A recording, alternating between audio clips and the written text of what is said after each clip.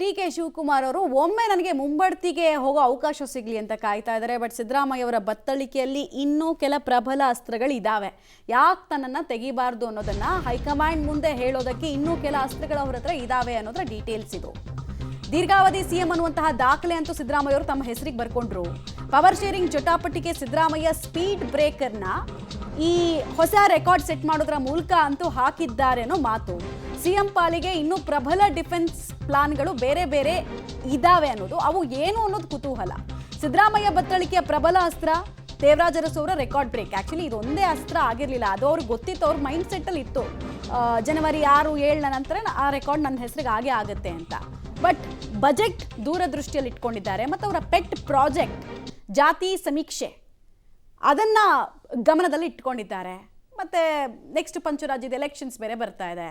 So ಇವ್ರಿಗೆ ಇಷ್ಟ ಇಲ್ಲದೆ ತೆಗೆದ್ರೆ, ರಾಷ್ಟ್ರ ಮಟ್ಟದಲ್ಲಿ ಮೋದಿ ಅವರೇನಾದರೂ ಈ ವಿಚಾರವನ್ನು ತಗೊಂಡ್ರೆ ಆಬ್ವಿಯಸ್ಲಿ ನಮಗೆ ಮುಜುಗರ ಆಗುತ್ತೆ ಅನ್ನೋದು ಕಾಂಗ್ರೆಸ್ ಹೈಕಮಾಂಡ್ನ ಯೋಚನೆ. ಮತ್ತೆ ಸಿದ್ದರಾಮಯ್ಯ ಅವರು ಅನಿವಾರ್ಯತೆಯನ್ನು ಸೃಷ್ಟಿ ಮಾಡ್ಕೊಂಡಿದ್ದಾರೆ. ಈಗ ಒಬ್ಬ ನಾಯಕನ ಅಥವಾ ಯಾರೇ ವ್ಯಕ್ತಿ ತನ್ನ ಅನಿವಾರ್ಯತೆನ ತಾನು ಇರೋ ಜಾಗದಲ್ಲಿ ಸೃಷ್ಟಿ ಮಾಡಿಕೊಂಡ್ರೆ ಆತನನ್ನು ತೆಗೆಯೋದಷ್ಟು ಸುಲಭ ಅಲ್ಲ. ಸಿದ್ದರಾಮಯ್ಯ ಅವರು ಆ ಪವರನ್ನು ಹೊಂದಿದ್ದಾರೆ. ಸೊ ಏನಾಗುತ್ತೆ ಕುತೂಹಲ. ಡೀಟೇಲ್ಸ್ ಕೊಡ್ತಾರೆ ಸುಕೇಶ್. ಉಳಿದ ಸ್ಪೀಡ್ ಬ್ರೇಕರ್ಗಳು ಯಾವ್ಯಾವ ರೀತಿ, ಡಿ.ಕೆ. ಶಿವಕುಮಾರ್ ಅವರ ಕನಸಿಗೆ ಸ್ಪೀಡ್ ಬ್ರೇಕರ್ ಉಳಿದಂತೆ ಯಾವ್ಯಾವ ರೀತಿಯಲ್ಲಿ ಸಿದ್ದರಾಮಯ್ಯ ಅವರು ಪ್ರಯೋಗ ಮಾಡಬಹುದು ಅಂತ ಸದ್ಯಕ್ಕೆ ದೊಡ್ಡ ಮಟ್ಟದ ನಿರೀಕ್ಷೆ ಇದ್ದಂಥದ್ದು ದೇವರಾಜ ಅರಸು ಅವರ ದಾಖಲೆ ಬ್ರೇಕ್ ಮಾಡುವಂಥದ್ದು ಅನ್ನೋಂಥದ್ದು. ಎರಡನೇದಾಗಿ ಈಗೇನಾದರೂ ಅತಿ ಹೆಚ್ಚು ಅವಧಿಗೆ ಬಜೆಟ್ ಮಂಡನೆ ಮಾಡಿದಂಥ ದಾಖಲೆ ಸಿ ಎಂ ಅವರ ಹೆಸರಲ್ಲೇ ಇರುವಂಥದ್ದು.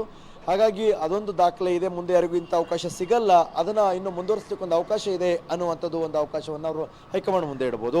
ಅಥವಾ 3 ವರ್ಷದವರೆಗಿನ, ಯಾಕಂದರೆ ಮೇವರೆಗೆ ಹೋದರೆ 3 ವರ್ಷ ಕಂಪ್ಲೀಟ್ ಆಗುತ್ತೆ, ಮಧ್ಯದಲ್ಲಿ ಇದು ಮಾಡೋದಕ್ಕಿಂತ 3 ವರ್ಷದ ಒಂದು ಚೆಕ್ಮೇಟನ್ನು ಕೊಡ್ಬೋದು. ಆ ಸಂದರ್ಭದಲ್ಲಿ ಚುನಾವಣೆಗಳು ಬಂದರೆ 5 ರಾಜ್ಯಗಳ ಚುನಾವಣೆ ಅನ್ನುವಂಥದ್ದು ಬರುತ್ತೆ. ಆ ಸಂದರ್ಭದಲ್ಲಿ ಗೊಂದಲ ಬೇಡ ಅಂತ ಏನಾದರೂ ಹೈಕಮಾಂಡ್ ತೀರ್ಮಾನ ಮಾಡ್ಬೋದು.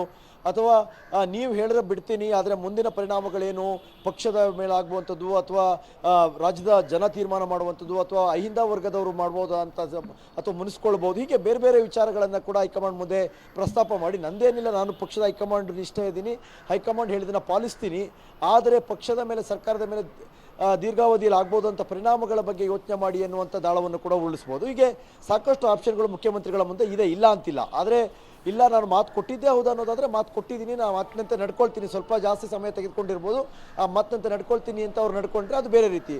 ಆ ರೀತಿಯ ಮಾತುಕತೆಯೇ ಆಗಿಲ್ಲ ಅನ್ನೋದಾದರೆ, ಇಲ್ಲ ನಾನು ಆ ರೀತಿಯ ಮಾತುಕತೆ ಆಗಿಲ್ಲ ಅನ್ನೋದನ್ನು ಕೂಡ ವಾದ ಮಾಡ್ಬೋದು. ಅಥವಾ ಮುಂದುವರಿಯೋದ್ರ ಬಗ್ಗೆ ಅವ್ರ ಆಸಕ್ತಿಯನ್ನು ತೋರೋಕ್ಕೆ ಸಾಕಷ್ಟು ವಿಚಾರಗಳು ಅವ್ರ ಮುಂದೆ ಇದ್ದಂತೆ ಕಾಣಿಸ್ತಾ ಇದೆ. ರೈಟ್, ಧನ್ಯವಾದ ತಮ್ಮ ಮಾಹಿತಿಗಾಗಿ ಸುಕೇಶ್. ಕರ್ನಾಟಕ ರಾಜಕಾರಣದಲ್ಲಿ ಲಿಂಗಾಯತ ಬ್ರಾಹ್ಮಣ ಒಕ್ಕಲಿಗ ರಾಜಕಾರಣಿಗಳು ಬಿಟ್ಟು ಮುಖ್ಯಮಂತ್ರಿ ಹುದ್ದೆಗೆ ತಮ್ಮ ಸ್ವಸಾಮರ್ಥ್ಯದಿಂದ ಹುದ್ದೆಗೆ ಏರಿದಂತಹ ವ್ಯಕ್ತಿ ಯಾರು ಕೇಳಿದ್ರೆ ಅದು ಸಿದ್ದರಾಮಯ್ಯ ಅವರು. ಆಬ್ವಿಯಸ್ಲಿ ಧರಮ್ ಸಿಂಗ್ ಮತ್ತು ವೀರಪ್ಪ ಮೊಯ್ಲಿ ಅವರು ಹೈಕಮಾಂಡ್ನ ನಾಮಿನೀಸು, ಚಿಕ್ಕ ಚಿಕ್ಕ ಸಮುದಾಯಗಳಿಂದ ಬಂದಿದ್ರು ಕೂಡ. ಬಟ್ ಸ್ವಸಾಮರ್ಥ್ಯ, ಕ್ಯಾಲಿಬರು, ಆ ವಿಚಾರದಲ್ಲಿ ಸಿದ್ದರಾಮಯ್ಯ ಅವರ ವಿಚಾರದಲ್ಲಿ ತುಂಬಾ ಯೋಚನೆಯನ್ನು ಹೈಕಮಾಂಡ್ ಮಾಡೋ ರೀತಿ ಆಗಿದೆ.